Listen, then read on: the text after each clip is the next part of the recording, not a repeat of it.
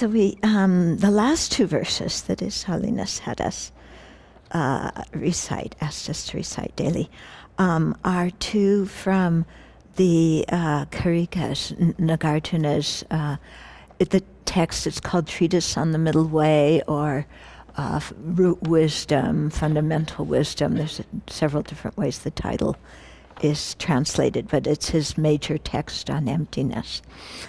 Okay, so these two verses are very famous. Actually, Geshe Danam, when he was here several years ago, asked us to memorize them.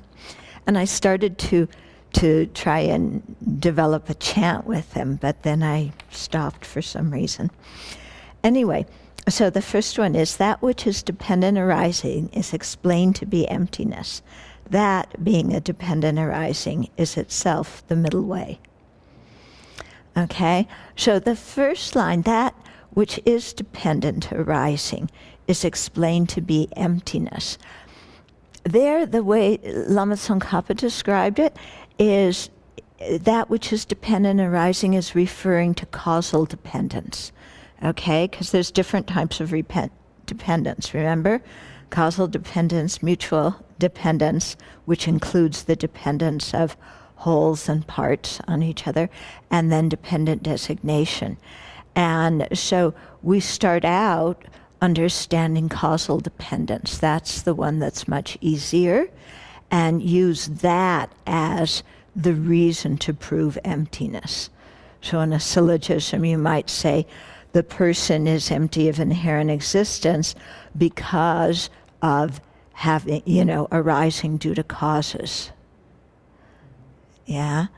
So, that one always kind of shocks me, because it's like, oh, I arose due to causes? That means I wouldn't be here without the causes. And then something inside me says, no, that's not right. All right, I'm going to be here anyway.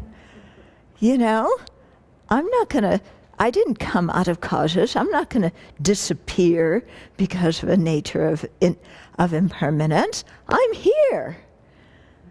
Yeah? So just thinking about causal dependence already, you can see begins to shake our feeling of being some kind of independent being. Okay?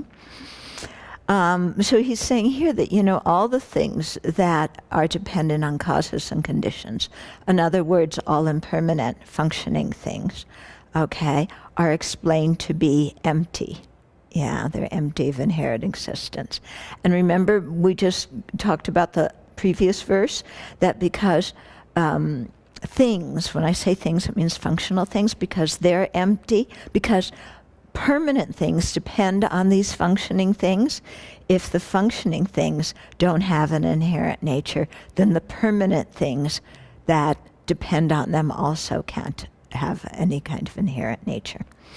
Then the last two lines, it says, that being a dependent arising is itself the middle way. So that being a dependent designation, so that there's different ways of taking that. One is that something that is causally dependent is also a dependent designation. So if you think deep enough about causal dependence, you eventually get to dependent designation, which is much more difficult to understand. Another interpretation is that refers to emptiness itself. So emptiness itself is a dependent designation. Emptiness itself doesn't exist inherently. It depends on its parts. It depends on its basis of designation. It depends on the conventionalities that it is the ultimate nature of. Okay? So that itself is the middle way. Yeah? So when we're talking about middle way, it's emptiness of inherent existence on one hand, and dependent arising, specifically dependent designation, on the other hand. Yeah, emptiness has parts, because if you just say emptiness in general, it depends on the emptiness of the table, the emptiness of the rug, the emptiness of people. So all of those are like types of emptiness. So those would be parts. They're the parts of the emptiness. Emptiness, right. Yeah, if you think emptiness means non-existence, then you haven't understood emptiness correctly. Okay, it's a wrong consciousness. You've made up your own meaning of emptiness. Okay? Which is why it's very important to actually study the meaning of emptiness, because it's just too easy for us to make up our own definition and then go astray. Yeah? So that's why, it's not just you sit here and you empty your mind and that's emptiness, or you don't think about anything, or you say, oh, nothing exists, or you say, oh, there's no good, there's no bad, none of that is the meaning of emptiness. Yeah, but so often if we just hear words without studying the meaning of the words, then we get all sorts of wrong ideas. Okay? So that's why all these great masters wrote all these texts. If it weren't important, they have no need to sit around and write volumes of texts, explaining emptiness. Yeah. The basis of designation of emptiness is the lack of inherent existence. The base that upon which emptiness depends are all the phenomena, because it is the ultimate nature of those phenomena. So don't confuse base with basis of designation. Okay? Basis of designation is the lack of inherent existence. Yeah? But emptiness depends on there being conventionally existent things that are empty of inherent existence. Without those conventionally existent things, you couldn't have their emptiness. So they're called the base of emptiness, but they're not the basis of designation of emptiness. Okay? Then the next line says, there does not exist anything that is not dependently arisen. Therefore, there does not exist anything that is not empty. And that is like so succinct and to the point, okay? There doesn't exist anything whatsoever that is not dependently arisen. So even emptiness itself, arises dependently. Yeah, emptiness is not some kind of absolute. Emptiness has the same existential status as everything else in that it exists conventionally and it's empty of inherent existence. The difference between emptiness and all the other phenomena is that emptiness exists the way it appears to the mind that is the principal mind that realizes it, whereas all the other conventionalities do not exist as they appear to the principal mind that realizes it, because they appear truly existent even though they aren't. Okay?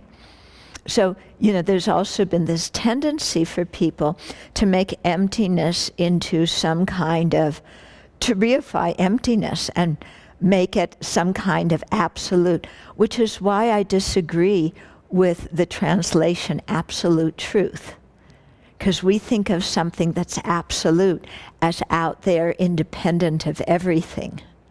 Whereas the word ultimate truth, I think, is much a better translation, because it means like the final truth. When you search for something's mode of being, what's the final thing you come up with? Is its emptiness. Okay, so don't think of emptiness itself as something inherently existent and absolute and independent. Yeah? Okay, so therefore there does not exist anything that is not empty. Yeah, so since everything arises dependently. And here arise doesn't mean is produced, because permanent phenomena aren't produced. Here arises just means exists. Okay? So since everything exists dependently, then everything is empty. Since nothing since there does not exist anything, therefore, there does not exist anything that is not empty. Okay? So since everything is dependent, everything's empty. So then you can't point to something that is dependent that isn't empty, and you can't point to something that is empty that also that isn't dependent. Okay? So that's kind of, again, when they talk about emptiness and dependent arising coming to the same point. That's what it's getting at. Everything's empty, everything also, exists dependently. And those two things can't be separated out. And it's not like things first had dependency and then became empty, or first had emptiness and then became dependent. It's just in their very nature, they are both dependent and empty. And then the trick is, we usually use dependence as a reason to prove emptiness, but when you come out of the meditation on emptiness, then you have to use the understanding of emptiness to see how things do exist dependently.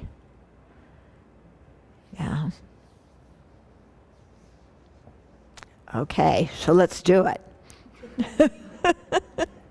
You first.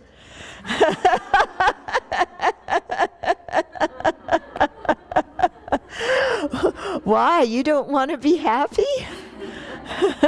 Realizing emptiness is the path to happiness.